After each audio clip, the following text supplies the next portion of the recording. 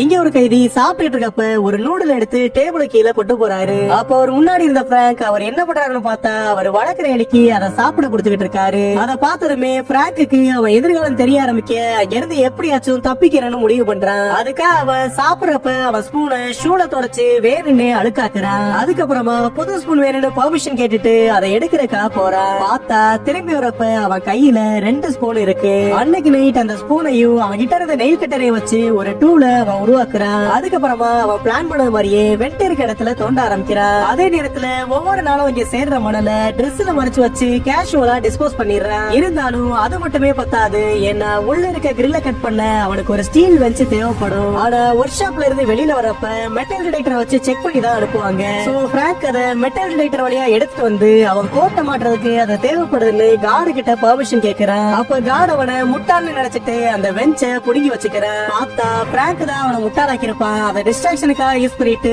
இன்னொரு வெஞ்ச அவன் ஷூல மறைச்சு எடுத்துட்டு வந்துடுறான்.